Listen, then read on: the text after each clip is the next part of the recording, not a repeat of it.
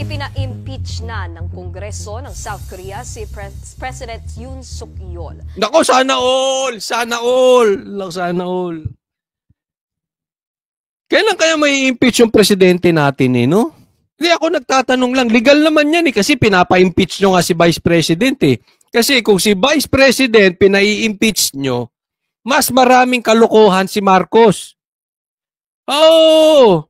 Mas maraming kaduda-duda. Ano lang bang kaduda-duda kay Vice President? Hindi niya mapaliwanag yung confidential funds. Natural. Confidential nga Pag pinaliwanag niya yun, nilaglag niya yung mga tao ron, kulong siya. Bakit? Illegal yun Tanga tayo mga dyan mga mambabatas dyan Tatanungin mo yung mga tao, confidential nga. Yun lang naman ang question kay BP Sara Kay Marcos, ayaw magpa-drug test. Impeachable yan kung addict siya o hindi, Hindi ko siya pinagbibintanga pero impeachable yan. Saan napunta yung pinagmamalaki mong flood control? Saan na napunta yung Maharlika funds? Sige nga. Yung pinangako mong bigas, wala na. Hindi mo ngayon anong nangyari dun sa Okadang Balita, sa Bulilyaso, dito sa pinsang mong si Tamba, hindi mo maimbestigahan. Yung nangyari sa KOJC, wala kang ginawa. Lahat yan, impeachable offense. Sana all. Kailan kaya mai-impeach ang ating presidente? Pambira, Mula sa 300, nasa higit 200 mambabatas ang bumoto sa impeachment ng kanilang presidente. 85 ang hindi pabor, habang 3 ang nag-abstain. Mayroon pang 180 days ang korte para sa kanilang hatol kay Suk Yeol. Sa ngayon, si Prime Minister Han Duck-soo. Alam mo naging issue dito? May nagregalo lang doon sa asawa niya ng mamahaling bag. Mamahaling bag na impeach na presidente. Samantalang sa atin, bilyon-bilyong flood control, hindi natin malaman kung saan napunta. Pinagmalaki pa. Ang congressman natin tahimik. Ito bag lang Yung balita tungkol kay Tamba, dyan sa Okada. Ang laking balita niyan. Hindi inimbestigahan. Tahimik. Ito bag lang na impeach. Ang asawa niya niregaluhan, regalo. Samantalang ang daming lumalabas ngayon na mga mambabatas, ang gaganda ng sasakyan. Hindi kayang bilihin ng sahod lang nila. Di bulletproof. Ang mamahaling sapatos, bag, relos. Quadcom, tahimik. Kamera, tahimik. Buti pa South Korea, may paninindigan ng mga congressman nila. Sa atin, PP, maingay lang. Ito sila Paduano et al. Pagdating kay BP Sara. Maingay lang. Pag ang iko-contempt ay dating general na sumugpo ng droga sa Pilipinas. Grabe. Ang pansamantalang tatayo bilang Pangulo ng South Korea. Ipina-impeach si Suk Yeol matapos mag-anunsyo ng martial law dahil umano sa banta ng komunista. Nag-martial law. Marcos, kailan ka magma-martial law? Sige na, mag-martial law ka na. Mag-martial law ka na, Marcos, para take over ng AFP. Mula sa North Korea. Ay, ito tingnan natin. Ang saya-saya nila. Alam mo nung napinapanood ko ito, naiinggit po ako.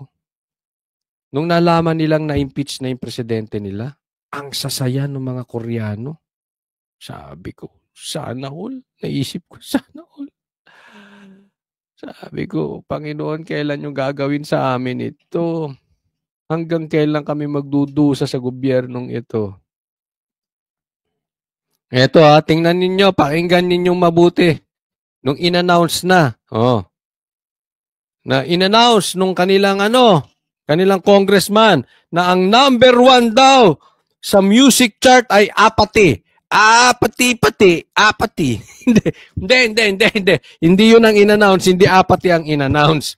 Ang in-announce na impeach na yung kanilang presidente kaya sila nagsigawan, ha? Hindi, wala nagsayaw ng apathy diyan. Sige, tuloy. Ay! Naku, nai-imagine nyo na ba? Hindi, kayo nai-imagine nyo? Kung na-impeach si Marcos, magsisigaw, hindi ka namin pinapatalsik, baka sasabihin mo na naman, sedition, rebellion, huwag kayong tanga, ha? Kasi yung iba dyan nagtatanga-tangahan. Confidential funds, pinaiimbestiga kung sino yung mga nakapirma. Pinaiimbestigahan ng confidential. Huwag tanga, ha? Ay, hindi. Alam ko hindi kayo tanga. Huwag nagtatanga-tangahan, ha? Hindi ko sinasabing rebellion yan, hindi sedition. Impeachment po pinag-uusapan natin. Ang impeachment nasa batas. Nag-i-imagine lang ako. Ini-imagine ko si Marcos na impeach. Ganyan siguro sigaw. Ay, naku, mas malakas ang sigawan natin dyan. Sasabihin natin, balik ka na sa Hawaii. Kambira, Ayun, sigawan na sila.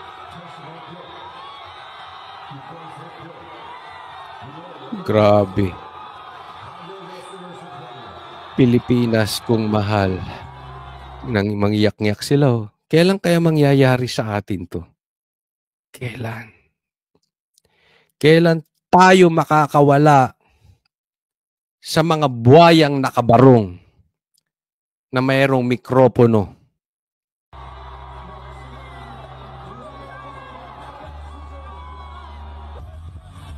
Saya-saya nila. Saya-saya nyo. Ang swerte nyo na. May apathy kayo. Ang lamig-lamig na dyan. Ang yaman na ng bansa ninyo. Na-impeach pa ang presidente nyo. Samantalang kami, lubog na sa utang. Nauubos na ang gold reserve. Nanunumbalik na ang droga. Marami ng adik sa gobyerno. Nanumbalik na ang mga komunista. Nanumbalik na ang mga NPA. Nga pa rin. Hindi pa rin ma-impeach ang presidente dahil pinsan niya ang congressman, ang House Speaker. Kaawaan niyo Pilipinas. Mahirap na. Humihirap pa. So, party, apathy. Ganun nga, apathy niyan. Party. Marcos, manunood ka ba ng apathy-pati? Na concert? Ni Bruno Mars at ni Rose? Matuto ka rito, Marcos, ha? Pag ito si Marcos, hindi pa natuto sa nangyari sa South Korea, bobo talaga. Hindi dapat matuto talaga siya dyan. Oo! Kasi, alam mo, pagka hindi ka natututo sa mga nangyayari sa paligid mo, talagang kulang ka sa utak. Hindi kasi mas malala itong presidente natin, ha? Mas malala. Party pa. Ayan, mangiyak-iyak ko. Siguro ako niyan, iiyak-iyak din ako. Manghirap. Ngayon lang ako nakasubok ng buhaya na naka-Amerikana may hawak pang mikropono ng mga animal.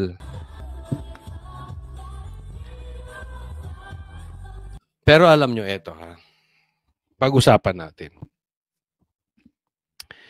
Kasi may mga nagsasabi, etong plano talaga, eto yung grand plan nila. Na si Marcos will stay in power for 20 years just like his father. Yan po ang kumakalat na balita from a reliable source. At kahit si PRRD, sinabi niya yan. Kaya meron akong natanggap na ganyang informasyon. Sabi ko, sinabi na ni PRRD yan eh. Yan ang plano nila. Yan din ang sinabi ni BP Sara. na sila na talaga ang maghahari. Yaan ang plano ni Marcos. Kaya nga sinubukan niyang PI ipasok di ba? Para maging tayo, parliamentary tayo. Kasi para ang susunod ay si Tamba. Okay? Habang hinahanda nila si Sandro. Kasi si Sandro kulang pa. Hindi pa maduming politiko gaya ni Marcos, yung tatay niya at si Tamba. Kulang pa sa dumi. Ha? Antay nila maging madumi, pagkatapos noon, in time, yun naman ang papalit kay Tamba. Yan ang plano niyan. Kaya nga yung parliamentary, ang magiging president dyan ay si Marcos, tuloy-tuloy, ang prime minister, si Tamba, or vice versa. And yan, yung sinasabi kong yan, yung impormasyong natanggap ko, yan po ay sinabi na ni PRRD. Kumokonek na po lahat. Kasi pansinin nyo, tahimik si Lisa. Si Lisa po ay major player. Hindi po yan nasa isang tabi. Yan din ang kumakalat na ang dami, that is public knowledge. Si Lisa talaga ang in command dyan. Sa katunayan, nagpa-interview pa nga yan kay Katunying Involve yan. Alam mo, like father, like son talaga to si Marcos, si BBM. Kasi ganun din naman yung tatay niya di ba? Nagtagal ng 20 years. Yan yung nakikita niya Paano kuhanin ang power and how to stay in power. The longer, the better. Ang masama nito, ang daming matatalino sa atin nabudol talaga. Hindi na po tayo nagsisisi dyan. Pinapakita ko lang na ganyan po talaga ang kanilang pag-uugali. Kasi yan ang nakamulatan niya sa tatay niya Nakita niya yan. Nakita niya na paano nagawa yan nung tatay niya. Nagstay in power for 20 years. Alam niyo kung paano? They controlled the media. Yan ang totoo. Ang problema ngayon, they controlled also the media, the mainstream media, kaya lang may mga social media na. Kaya before, ang akala ng tao, magaling yung tatay niya, si Marcos Sr. Hindi na balanse ng social media. Ang problema ngayon, kahit magpasikat sila, kahit purihin sila ng purihin ng mainstream media, nakikita ng social media. Nakikita yung hearing. Sa Quadcom, nakikita nila sinungaling tong mga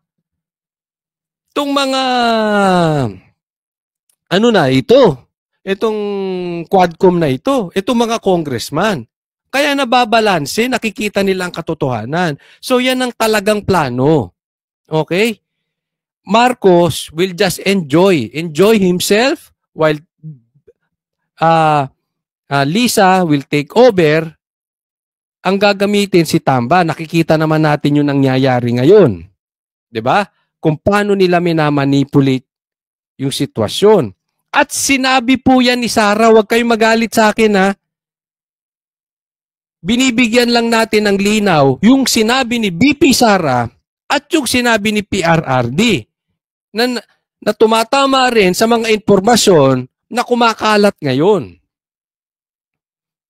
Kaya ang iupo si Tamba habang nire-ready si Sandro. Kaya lang may malaki silang problema. Alin? Ano? Sa plano nilang yan. Ang taong bayan, mahal ang Duterte. Yan ang problema nila. Ang Duterte, malinis. Yan ang malaki nilang problema. Yes, probably, babaero si PRRD, pero walang illegal doon. Maraming asawa, walang illegal doon. Sino ba sa atin ang walang kasalanan? I myself, ang dami kong kasalanan. Kayo rin maraming kasalanan. Pero pagdating sa korupsyon, pagdating sa droga, malinis.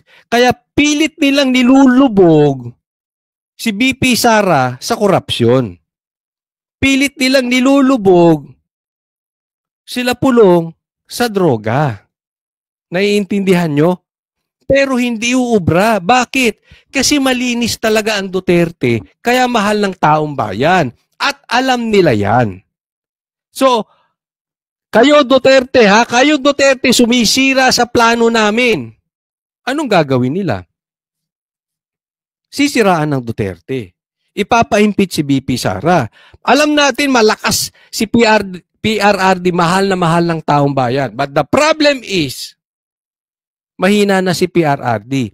I really don't know kung after 6 years, 10 years, malakas kaya pa ni PRRD. In short, malakas ang Duterte, ang talagang nakikita nila ngayon, i-impeach si BP Sara kasi hindi na siya pwedeng tumakbo ng public office. Pag na-impeach si BP Sara, hindi naman nakaya ng tatay.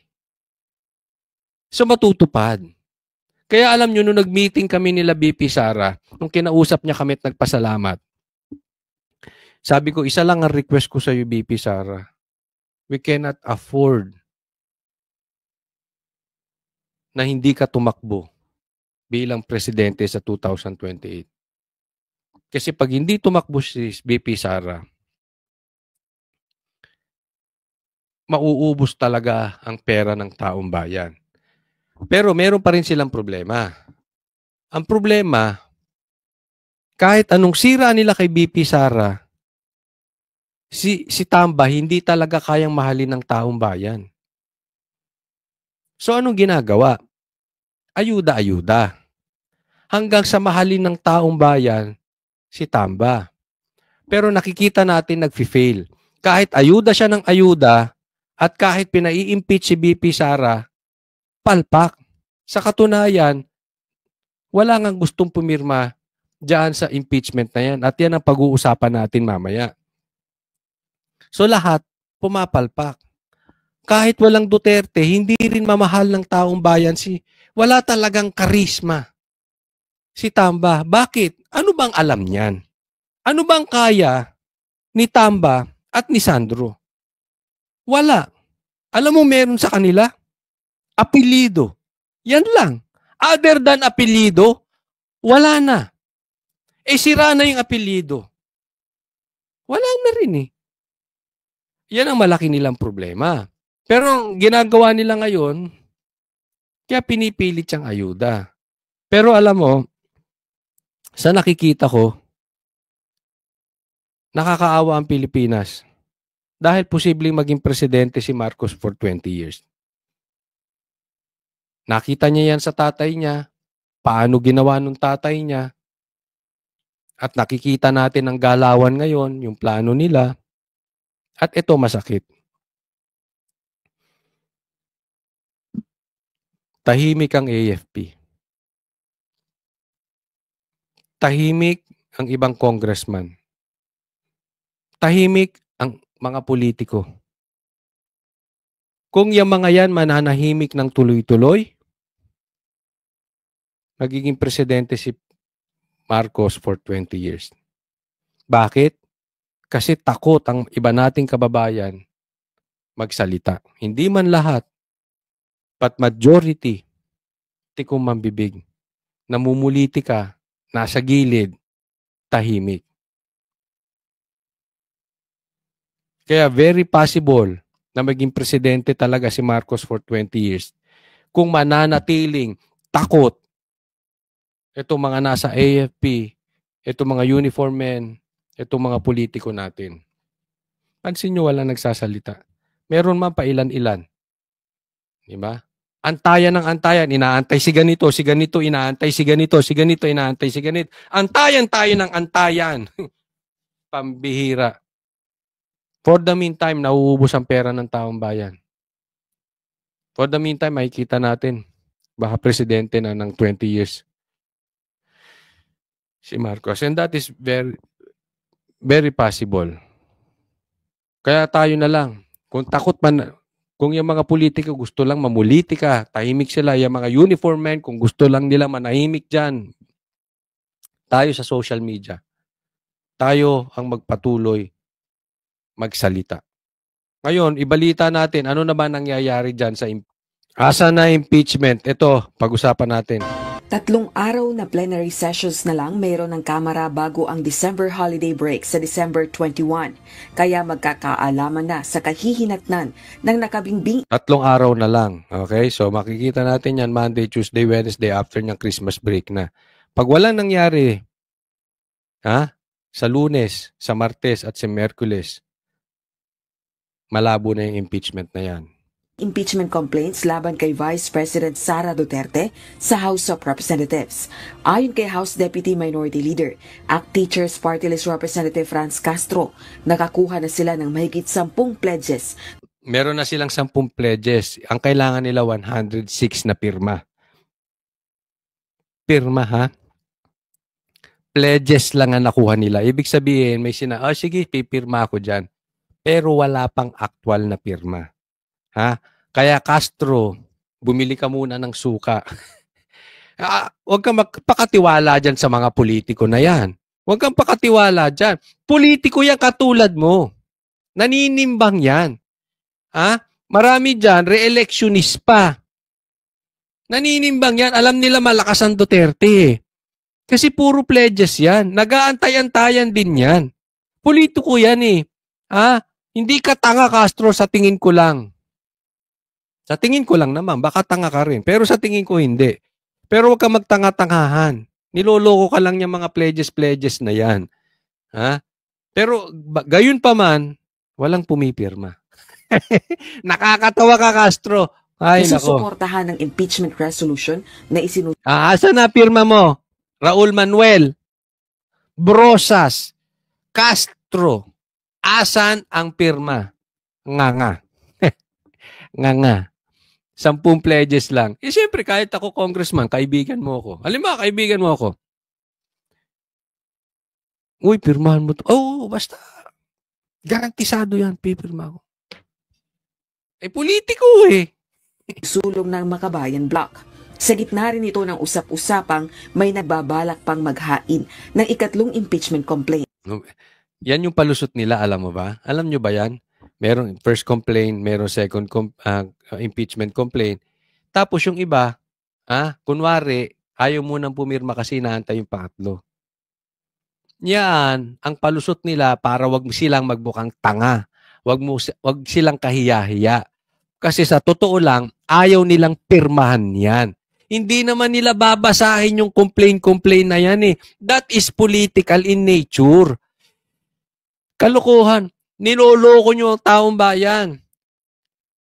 Kung maraming pipirma dyan, at babango kayo sa taong bayan kapag pumirma kayo, sigurado nag-uunahan pa kayo pumirma. Ang problema dyan, pag pumirma kayo, babaho kayo sa taong bayan. Hindi kung titingnan nyo yung substance ng first complaint, second complaint, and third complaint, hindi yun ang totoo. Hindi nyo inaantay yan. Inaantay ninyo kung kayo ay babaho o hindi. Nakikita ninyo, babaho kayo sa taong bayan pag pumirma kayo. Kaya ginagawa nyong palusot na inaantay nyo yung third complaint. Sa katunayan, ayaw nyong pumirma. Pag wala pa rin pumirma, itong Lunes, Martes at Miyerkules, tapos na yung impeachment na yan. Nakakahiya kayo kahit anong palusot ang gawin ninyo. Hindi tanga ang taong bayan, huwag nyo kaming gawing tanga at kayo ay hindi lang makakuha ng impeachment, aminin nyo na malakas pa rin ang Duterte. Pero nilinaw ng Teacher Solon, pakinggan ninyo ano sasabihin ni Castro. Hanggang ngayon wala pang pumipirma sa kanilang resolusyong naglalayong Nakakahiya, no? Hanggang ngayon wala pa rin pumipirma. Castro nga, iniwan ka sa ere ng mga kasamahan mong congressman. Mapatalsik sa pwesto ang vice-presidente.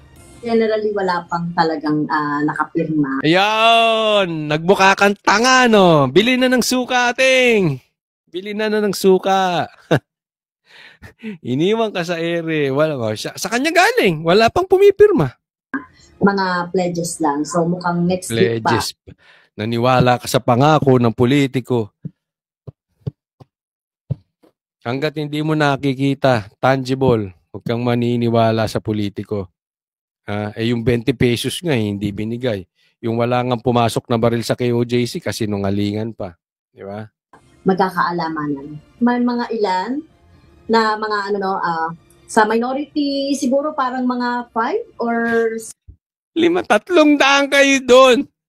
Sa minority, 5 lang daw ang gustong pumirma. 6, mga ganun. Ah, Sa majority naman ay nag-ano lang sila, nagsasabi sila. Siguro mga ganun din yung number. so ganun din, 5 or 6 din sa majority, sa majority.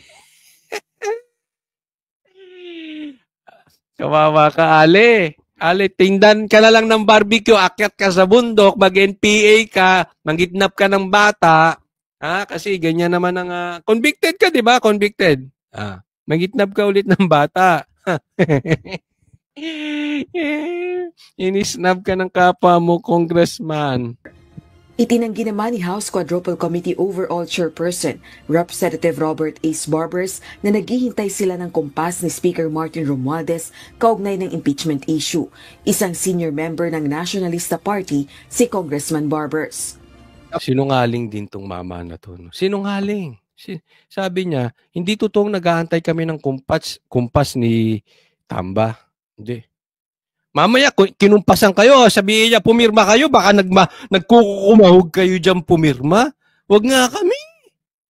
Yung ginagawa nyo sa kamera, yung ginagawa nyo pag-iimbestiga sa Quadcom kay Sara Duterte, walang kumpas ng speaker nyo. Talaga bang ginagawa nyong tangang taong bayan? Yung pag-iimbestiga nyo ng EJK ni PRRD, walang kumpas ni Tamba? Talagang napakababaw ng tingin mo sa Pilipino. Ginagawa nyo kami talagang tanga.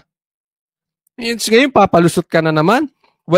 Hindi mo inaantay ang kumpas ni pare-parehas kayo, walang pumirma. Mamaya, sabay-sabay kayong pumirma. Di ba? Halatang may kumukumpas sa inyo, wag na nga tayong maglokohan. Please lang, wag niyong gawing tanga mga Pilipino. Kaya nagagalit mga Pilipino sa inyo eh.